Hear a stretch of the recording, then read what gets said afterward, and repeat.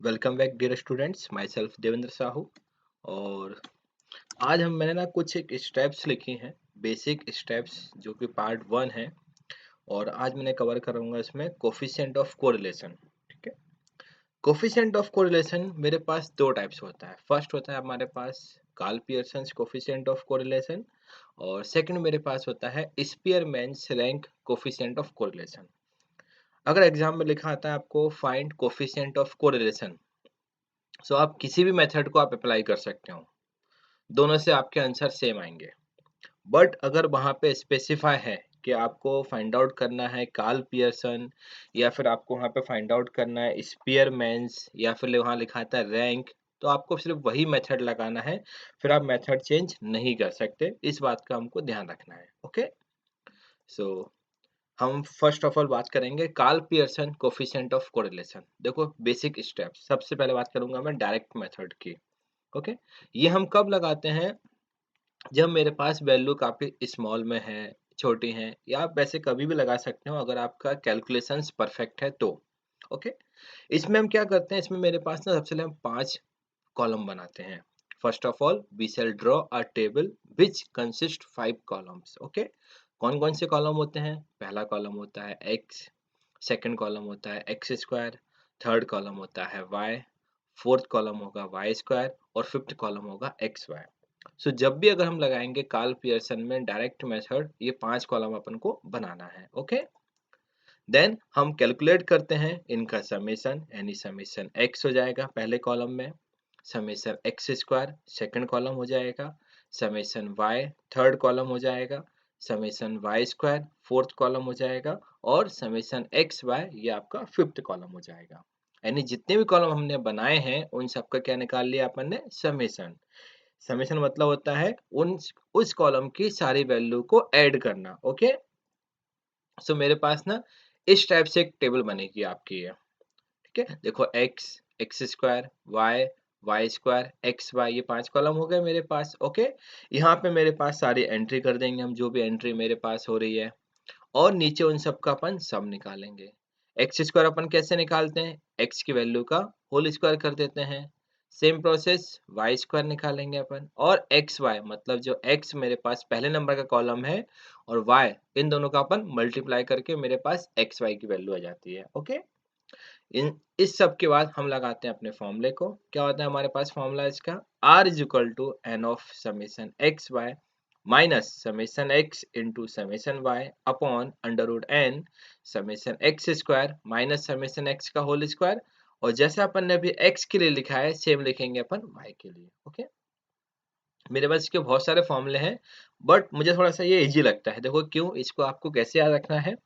n, देखो सभी के स्टार्टिंग में n आएगा पहले, तो n n n। ओके, अब समेशन एक्स वाई पहले अपन कंबाइंड लिखते हैं, माइनस दोनों को आप सेपरेट कर दो। फिर देखो समेशन एक्स अलग हो जाएगा इनटू समेशन वाई अलग हो जाएगा। ओके, फिर n summation X square minus summation X का होल स्क्वायर। बस ये याद हो गया। अब जैसा आपने x के लिए किया था वैसे ही अपन यहाँ पे y के लिए कर देंगे। ओके, फिर हम क्या करते हैं, इसमें सारी वैल्यू अपन पुट कर देते हैं, इसको अपन सिंप्लीफाई करेंगे। ओके, और हमेशा जो आपका r का आंसर आएगा वो हमेशा +1 से -1 के बीच में आना चाहिए। अगर आपका आंसर सॉरी, अगर आपका आंसर 1 से ज्यादा आ रहा है, मतलब कहीं पर आपने गलती की है, प्लीज इसको आप चेक करो। नहीं तो वहां लिख के मत आना 143 आंसर, 2 आंसर, 1.5 आंसर, गलत है वो। ठीक है, तो हमको चेक करना है कि हमने कहाँ गलती करी है उसमें। ओके, सेकंड पॉइंट हम आते हैं डेविएशन मेथड पे। ठीक है, ये हम कभी भी लगा सकते हैं, कोई बाउंडेशन नहीं है मेरे पास। ओके, अब अगर मुझे डेविएशन मेथड लगाना है, तो सबसे पहले अपन निकालते हैं मीन। एक्स मीन निकालेंगे अपन और वाई मीन निकालेंगे अपन। ओके, फिर हम चेक करते हैं क्या मीन मेरे पास पॉइंट में है। ठीक है, डेसिमल मतलब होता है पॉइंट। क्या मीन मेरे पास पॉइंट में है? अगर नहीं है तो हम क्या करेंगे, एक्चुअल मीन से डेविएशन लेते हैं। और अगर मेरे पास जो मीन मेरा है वो कैसा आ जाए, पॉइंट में आ गया, सब हम क्या करेंगे, अज्यूम्ड मीन से डेविएशन लेते हैं। अज्यूम्ड मतलब आपकी इच्छा से जो भी आपको मीन लेना है आप ले सकते हो, कोई बाउंडेशन नहीं है आपके ऊपर। ओके, फिर हम लगाते हैं, टेबल बनाएंगे। इसमें कितने कॉलम बनते हैं मेरे पास? 7 कॉलम्स बनते हैं। सो डेविएशन मेथड में मेरे पास 7 कॉलम्स होते हैं। कौन कौन से होते हैं? पहला कॉलम बनेगा x, सेकंड बनाएंगे अपन dx, फिर होता है dx स्क्वायर, फिर होता है y, फिर होता है dy, फिर होता है dy स्क्वायर, और लास्ट होता है dx इंटू dy। ओके, अब dx क्या होता है? So dx is equal to होता है x minus x mean. Okay, और dy की वैल्यू क्या हो जाएगी? y minus y mean. Okay, clear? So ये मेरे पास 7 कॉलम्स हो गए। अब इनका क्या निकालते हैं अपन? नीचे समेशन निकालेंगे। तो summation x, summation dx, summation dx square, summation y, summation dy, summation dy square, और summation dx into dy। Okay, देखो उसमें टेबल कैसी बनेगी मेरे पास? इस टाइप से टेबल बननी चाहिए आपकी। ये पहला कॉलम x हो गया, फिर हमारे पास dx हो गया, फिर dx स्क्वायर, ये x के लिए हो गया, फिर लिखेंगे अपन सेम प्रोसेस y के लिए, y dy dy स्क्वायर, और लास्ट हो जाएगा dx इंटू dy। ओके, फिर हम यहाँ सारी वैल्यू पुट कर देंगे, सारे कैलकुलेशंस कर लेंगे अपन, और नीचे क्या निकालेंगे? इन सब का अपन सम।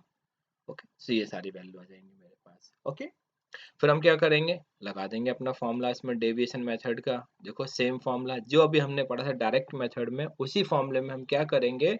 जहां जहां x लिखा था वहां वहां देखो हमने dx लिखा हुआ है, और जहां जहां पे y लिखा था वहां पे लिखा है हमने dy लिखा हुआ है। सो हमने एक ही फॉर्मूले से दोनों फॉर्मूले बना लिए अपन ने। ओके, इसलिए हमेशा हमको ये वाला फॉर्मूला मैं प्रेफर करता हूँ। ओके, देन हम सारी वैल्यू पुट कर देंगे इसमें, इसको अपन सिंप्लीफाई करेंगे, और सेम आपका जो आंसर होता है आर का, वो हमेशा +1 के -1 के बीच में आना चाहिए। अगर ऐसा नहीं है मतलब कहीं पर आपने गलती की है। ओके, सो ये हमारा हो गया पूरा कार्ल पियर्सन। अब आते हैं अपन स्पीयरमैन्स पे।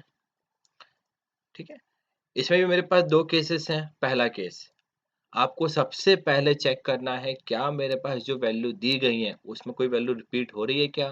ओके, अगर उसमें कोई वैल्यू रिपीट नहीं हो रही है उस केस में अपन ये वाली प्रोसेस फॉलो करेंगे। ओके, सो सबसे पहले क्या करेंगे? अपन एक टेबल बनाएंगे जिसमें जिसमें मेरे पास 6 कॉलम्स होते हैं।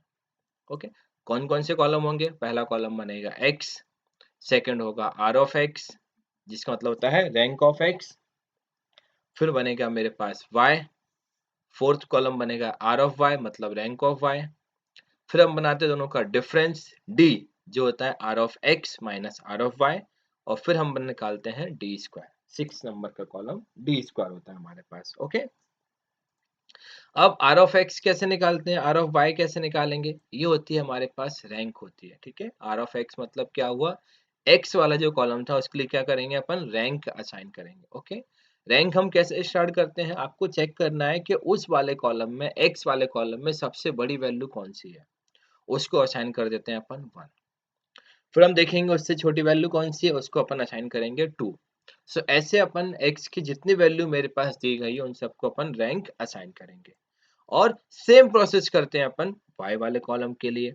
से y वाले कॉलम में जो भी मेरे पास सबसे बड़ी वाली वैल्यू होगी उसको अपन 1 असाइन करेंगे, उससे छोटी वाली वैल्यू को अपन 2 असाइन करेंगे। इस तरीके से अपन r ऑफ y की सारी वैल्यू फाइंड आउट करेंगे। ओके, ये भी हो गया। फिर हम कैलकुलेट करते हैं समेशन डी स्क्वायर। ओके, और देखो इसमें टेबल कैसी बनेगी मेरे पास? x, r of x, y, r of y, d, d मतलब दोनों का डिफरेंस। ओके, और फिर लास्ट क्या बनेगा? D square. इसमें हम किसी को भी प्लस नहीं करते हैं, सिर्फ लास्ट में मुझे निकालना है समेशन डी स्क्वायर, यानी जो मेरे पास जो समेशन जो डी स्क्वायर की वैल्यू थी उन सबको आप प्लस कर दो। सो ये आ जाएगा मेरे पास समेशन डी स्क्वायर। ओके, फिर लगा देते हैं इसमें अपन फॉर्मूले को। सॉरी, ये होता है हमारे पास r is equal to 1 minus 6 summation D square upon N square minus 1। देखो यहाँ पे गलती होती है, जो 1 minus 6 summation D square upon में जो एन स्क्वायर माइनस 1 है वो सिर्फ इसके अपॉन में है, ना कि पूरे के अपॉन में है। सो आपको ध्यान रखना है कि पहले आपको हमेशा इसको सिंप्लीफाई करना है, जो भी आपका आंसर आएगा उसको अपन 1 में से माइनस कर देंगे। ओके, और सिंप्लीफाई करेंगे अपन, और सेम प्रोसेस r का जो आंसर आएगा वो कैसा होगा हमारे पास? +1 से -1 के बीच में आना चाहिए। ओके, अब हम बात करते हैं अगर मान लो मेरे पास वैल्यू रिपीट हो रही है, फिर क्या करेंगे उस केस में अपन? कोई दिक्कत नहीं। उस केस में मेरे पास सेम कॉलम बनेंगे, 6 कॉलम्स जो हम बनाते हैं। ओके, पहला कॉलम x हो जाएगा, फिर r ऑफ x मतलब रैंक ऑफ x हो जाएगा, r of y rank of y हो जाएगा, फिर दोनों का डिफरेंस और d स्क्वायर हो जाएगा। ओके, अब जो इसमें हम रैंक निकालते हैं, अगर मान लो मेरे पास सेम वैल्यू अगर आ रही है तो हम क्या करते हैं, उनकी जो रैंक है उसका अपन निकालते हैं average. Calculate the average of their ranks, यानी जो उनकी रैंक हम असाइन करने वाले हैं उसका अपन निकाल देंगे एवरेज। देखो कैसे, एग्जांपल समझ लेते हैं अपन। मान लो मेरे पास कोई वैल्यू है 6, वो रिपीट हो रही है 3 टाइम्स। ओके, और वो कौन कौन से नंबर पे रिपीट हो रही है? 4th नंबर पे, 5th नंबर पे एंड 6th प्लेस पे। ओके, सो हम क्या करेंगे, इसका एवरेज कैसे निकालेंगे? 4 plus 5 plus 6 upon 3 equal to कितना आएगा? 5th। सो हम जो 6 की मेरे पास जो तीन वैल्यू दी गई हैं उन सब में क्या लिखेंगे अपन? 5 5 5। ओके, ठीक है, then we assign 5 as a rank to all value of 6। ओके, और अगली जो हम रैंक अब निकालेंगे वो कहाँ से स्टार्ट करेंगे अपन? 7 से स्टार्ट करेंगे, क्योंकि हमने 6 तक जो रैंक है वो अलॉट कर दी है, तो अगली वैल्यू जो भी मेरे पास आएंगे उसको हम क्या अलॉट करेंगे? 7।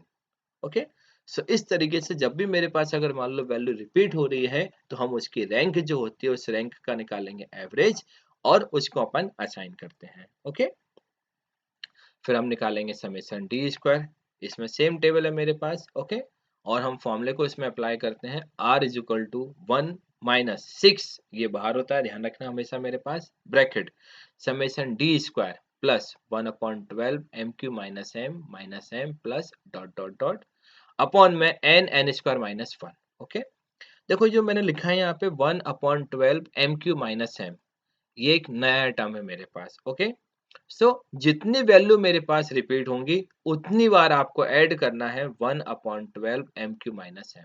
मान लो मेरे पास 65 रिपीट हो रहा है, 2 टाइम्स हो रहा है, 675 हो रहा है या 80 हो रहा है, जो भी हो रहा है मेरे पास, हर एक वैल्यू के लिए मुझे ऐड करना है 1/12 M Q minus M. Okay, और एम क्या होता है? एम उसका रिपीटेशन होता है, क्योंकि जो वैल्यू मेरे पास जितनी बार रिपीट हो जाएगी वो मेरे पास एम की वैल्यू हो जाएगी। ओके, हम वैल्यू पुट कर देते हैं, सिंप्लीफाई करेंगे। ओके, और अगेन सेम प्रोसेस, आपका जो आंसर है आर का वो +1 से -1 के बीच में आना चाहिए। अगर नहीं आ रहा है मतलब कहीं पर आपने गलती की है। ओके, सो मैंने ये सारे स्टेप्स आपके लिए कवर की हैं, आपको ये स्टेप्स अच्छे से याद होनी चाहिए। ओके, और एग्जाम में क्वेश्चन यहाँ से आता ही है, सो ये वेरी वेरी आईएमपी है। ओके, मिलते हैं अपन अगले वीडियो में। Thank you.